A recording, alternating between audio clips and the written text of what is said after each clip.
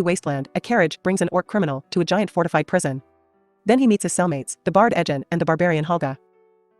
Edgen's friendly and warns him to behave, but the orc still attempts to make a pass at Holga, who responds by breaking his knees and smashing his face. The following day, Edgen and Holga are brought before the Absolution Council for an appeal for their pardon. Edgen begins by telling his backstory to give context for why they're there. Years ago, Edgen was a member of the Harper's faction, a group of spies that fought against evil pro bono. By day he'd eavesdrop on mercenaries, stop bandits in their tracks, and bring the Yen Red Wizards to justice.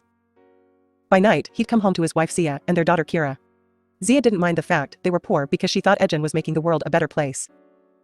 One night, Edgen came home to find Red Wizards riding away. When he rushed inside, he discovered Zia was dying, and with her last strength, she told him she hid Kira in the wall.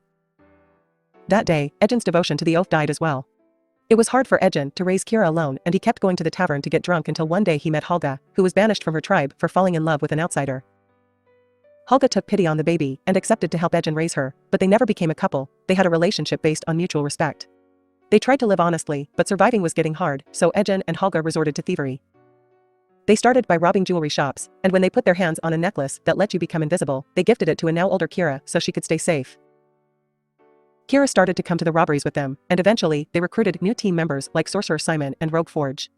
This allowed them to hit bigger treasures, but they still had rules, they never harmed anyone, and they only stole from the rich. Things changed when they met a wizard named Safina, who requested their help to rob Corinne's keep, a Harper stronghold filled with riches.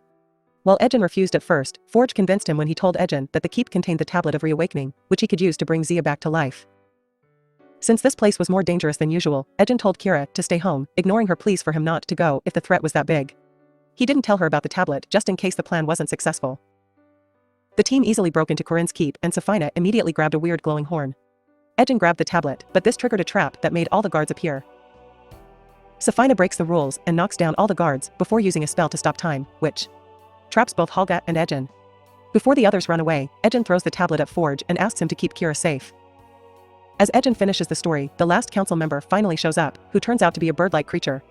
Edgen and Holga don't hesitate and jump on him to break through the window, using the creature's wings to escape safely, ignoring the fact the council was ready to approve their pardon. Now free, the duo returns to their home, finding it's been empty for a while. After retrieving Edgen's loot, they go to the tavern to discuss how to find Kira, and thanks to a flyer, they learn that Forge is now Lord of Neverwinter. After a long riding trip, they make it to Neverwinter, which is preparing for the annual High Sun Games. At the Lord's castle, they reunite with Kira, who is more excited to see Holga than her own father because she thinks Edgen abandoned her for selfish reasons. Then they reunite with Forge, who explains he used the riches stolen from Corinne's keep to make himself the Lord of Neverwinter, and Safina's working with him as his advisor. Edgen then learns that Forge has been telling Kira that he was arrested for stealing riches and not because of the tablet of reawakening, and to make matters worse, there are wanted posters for their heads, proving they weren't just released legally. Hurt over being lied to, Kira runs out of the room, and Forge announces he won't give them Kira or the tablet. Edgen and Holga attempt to attack Forge, but Safina uses her magic to trap them on the floor, revealing that she and Forge had been working together to betray the rest of the team back during their last heist. Forge orders his guards to imprison the duo, but Safina changes the orders to execution behind his back. The duo is taken to an alley for their deaths, but Holga lifts a tile from the floor and uses it to fight off the guards. Her barbarian skills make it an easy battle for her, and soon all the men are unconscious. Then she steals an axe from them before escaping with Edgen. Meanwhile, Forge tells Kira that Holga and Edgen abandoned her again after getting the tablet. Moments later, Holga and Edgen agree they must rescue Kira and the tablet from Forge, and for that they'll need a team. First they go looking for Simon, who is performing silly magic tricks for entertainment, but these tricks are actually a diversion while he casts a spell to steal the audience's gold and trinkets. When Simon sees his old friends, the shock makes him fail the spell and the audience catches on the trap. Furious, they try to attack Simon, who tries to defend himself with magic. He isn't a very good sorcerer though, and his spells go wrong. First he sends the people up to the ceiling, then he ends up flying through the window himself. Luckily, Holga is ready outside to catch him. The trio runs away, and Simon accepts to help, but he points out that his magic isn't enough to stop Safina. To get inside, they'll need a druid, and Simon knows one. Later, the trio arrives to see a druid about to get killed. Suddenly a horse goes crazy and transforms into an owlbear, revealing she's Simon's friend. The creature quickly beats up all the soldiers and saves the other girl before taking her normal form named Doric and escaping on an actual horse. The trio later meets Doric at her home in the Elven Woods and learns Doric doesn't trust humans because her own family abandoned her for being a tiefling. However, she hates Forge more because he's been destroying the forest and killing her people, so she agrees to help. Meanwhile, in her private quarters, Safina reveals she's an evil red wizard and speaks to her master, the Lich Zastam. He entrusts her with their ultimate plan, for which Safina has been manipulating Forge to bring back the games. Afterward, Safina joins Forge as he meets with other lords to discuss plans for the High Sun Games. The castle has a vault where they'll be keeping all the riches from the bets and the doors protected by an ancient seal that nobody can break through. Suddenly, Safina detects a presence and points at a bug, who turns out to be Doric using her shapeshifting abilities to spy. The guards immediately go after her, but Doric changes into multiple animals to escape, first a mouse that sneaks through the corridors, then a bird that flies out of the castle. While dodging arrows, she crashes into a flag and falls, but she lands as a cat and becomes a deer to run faster and successfully escape from Safina's attacks. Later, Doric tells the group about Safina being evil and the seal on the vault. Simon can't break such a seal unless he were to possess the Helmet of Disjunction, which is said to have gone missing ages ago. However, Helga says her people fought the Cult of the Dragon, so they may know where it went. Meanwhile, Safina hires an assassin to hunt down the team. She also orders him to kill all the guards that let Doric escape. Sometime later, the group stops at Helga's old home so that she may collect some stuff, including her walking stick. Helga is heartbroken to see her ex-husband has moved on to another barbarian woman, but he's still friendly toward her and wishes her happiness. In the evening, the team arrives at a graveyard full of bodies that fought in the Evermoors long ago. With Simon's magic, the bodies are only able to stay alive for up to 5 questions. The team begins digging, and each body tells them a piece of a story about the battle they died in, always saying someone else took the helmet. After going through multiple bodies, they finally learn that the helmet was passed on to Zank from Thay, where the Red Wizards come from. Ejin doesn't trust Thyans since they killed Zia, but the others have heard of Zank's stories as a paladin and convince Ejin.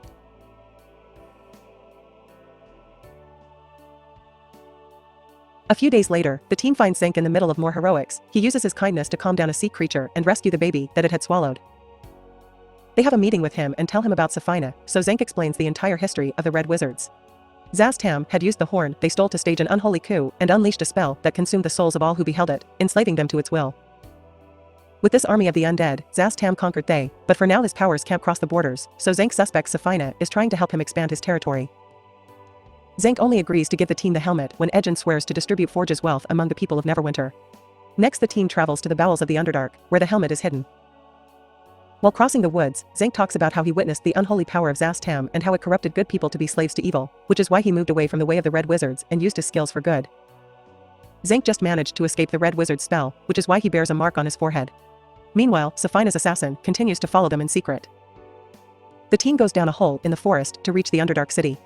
There are a bunch of Rocknons around, but the team gets ignored because these monsters only eat smart people.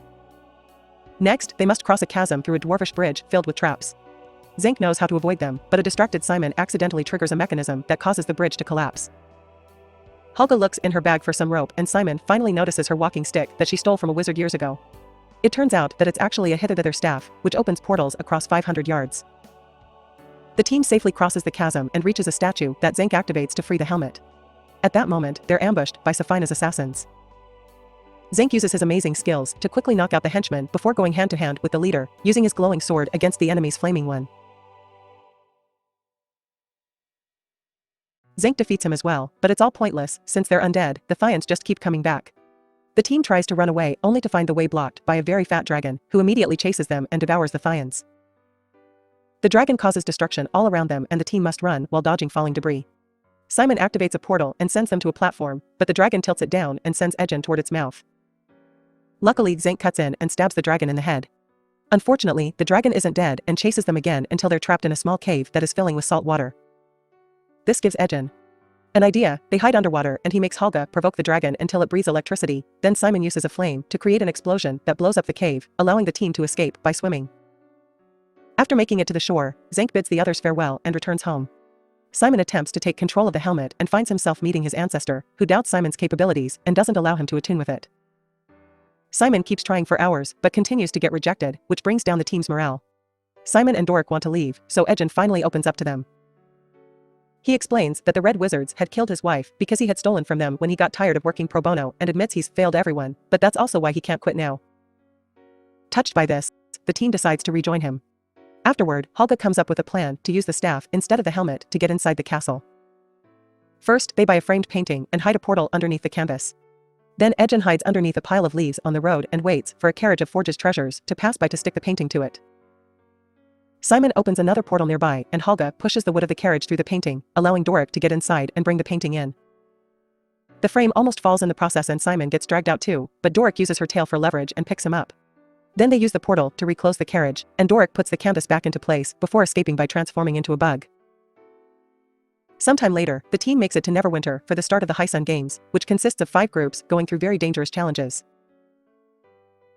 Forge opens the ceremony and urges the crowd not to leave after the games are over because there'll be a gift for everyone. The guards store the painting with the other riches, but it falls to the floor, so when the team opens a portal in private they discover they can't use it. Doric begins using a knife to try to carve a hole for a bug to go through while Edgen gives Simon a pep talk, reminding him he works best when he's under pressure and that he should try the helmet again. Simon then creates an illusion of a singing Edgen to distract the castle guards, however Simon's foot gets stuck and the illusion starts to fail, causing the guards to chase them. While Edgen and Simon run inside, Helga stays behind to fight the guards with both her axe and anything she can find in the room, quickly knocking them all out. Simon reaches the sealed door and puts on the helmet, finding his ancestor again, who keeps insulting him. This time, Simon gets angry because there's something more urgent than his own pride and punches his ancestor, which finally allows him to attune with the helmet and open the vault. Using his new confidence in himself, he knocks out more guards, then he and Helga enter the vault, only to find it empty. Meanwhile, Doric manages to make the hole and sneaks through in the shape of a worm, finding all the riches hidden under the arena. There are a bunch of guards taking them away to a ship, revealing Forge's plan is to escape with all the bet money and he doesn't know about Safina's real intentions. A guard finds Doric and knocks her out, while Helga and Simon are captured by magical tentacles that come out of the floor. Edgen sneaks around the corridors and finds Kira to apologize to her for being a bad father. However, this turns out to be Safina using an illusion, and she uses the tentacle magic to capture him as well. When Forge comes in, he plans to execute them all, but Edgen convinces him to allow them to compete in the games to die with dignity. Moments later, the team finds themselves in the Colosseum, and Simon and Doric were given bracelets that block their magic. The first event is a maze filled with monsters, and soon the team finds themselves running all over the place. The monsters go after all the teams, using tricks like presenting an illusion to corner a dwarf. Doric finds a sword inside a chest, but when Helga opens another one, it turns out to be a mimic that uses its tongue to catch her leg. Luckily Doric cuts it off just in time. Meanwhile, Edgen gets ready to escape in his boat with Kira and leaves Safina in charge. Back in the maze, Doric trips and gets her hand stuck inside a gelatinous cube. Helga helps her get it out, but the bracelet stays inside. Edgen gets cornered by another monster, but the team walks through the illusion and breaks him out. After some more running, they manage to leave the maze, where cages are waiting to take them to the next challenge. Edgen points out they need to escape and not advance, giving Doric an idea. She makes them jump inside the gelatinous cube, and once the first challenge ends, the cube is taken away. Doric transforms into a snake to escape, then pulls everyone out too. They run through a tunnel and find the gear, plus some keys, to free Simon from the bracelet. After taking another tunnel, the team makes it to the dock where they knock out all the guards and find the boat with the riches and the tablet. When Forge and Kira show up, they use the tablet to prove their story. Kira finally believes them, causing Forge to hold a knife to her throat to make the others back away. While Forge monologues like a dumb villain, Helga grabs a potato and throws it at his face, causing him to let Kira go. She joins the team as they hop on the boat to get away, with Simon using a spell to cause a wave of water to hit Forge. Kira forgives Edgen as they reconcile. Meanwhile, Safina is using the horn to kick off her plan. She convinced Forge to do the games and make the people stay for a gift so she could use them all to make a new undead army. The team notices a dark cloud forming over the city and agrees to come to save the day. While Safina begins releasing the spell over the gambling lords, Edgen makes a plan in which Simon opens a portal on the ship and connects it to a giant balloon over the Colosseum. The riches begin falling through the portal, and all the game attendants begin following the balloon to grab some gold, saving them from Safina's spell. Edgen asks Kira to hide with her necklace, then the team confronts Safina, who attacks them with a fire spell. Simon protects them with a shield, then Doric transforms into an owlbear to jump on Safina, who pushes her away and uses her magic to activate a dragon statue. The team uses their various abilities to attack it, but nothing can hurt stone. The dragon is about to eat Edgen when Doric realizes she must attack Safina, which effectively disables the dragon spell. Then Safina catches Helga and Edgen in a sphere before summoning a giant hand to go after Doric, but a confident Simon summons his own hand to fight back. Safina still wins and destroys it while the sphere crashes and cracks. The team won't give up and proceeds to overwhelm Safina with all kinds of attacks until she activates the time-freezing spell. Safina begins gloating about her victory, but suddenly everyone moves, because this was their plan all along. When Safina looks to her side, she discovers an invisible Kira put the bracelet on her wrist, blocking her magic. Then Doric becomes an owlbear and gives Safina a good beating until she kills her. While the team celebrates their victory, they find that Helga was mortally wounded in the fight, and she dies. Kira weeps over her, and Edgen realizes Helga was the closest thing Kira had to a mom growing up, so decides to use the tablet to revive Helga. While the team joins the celebrations, Forge tries to run away with some gold, only to be captured by Zinc. Later on, the original City Lord reawakens now that Safina's magic is gone and awards the heroes medals for saving Neverwinter.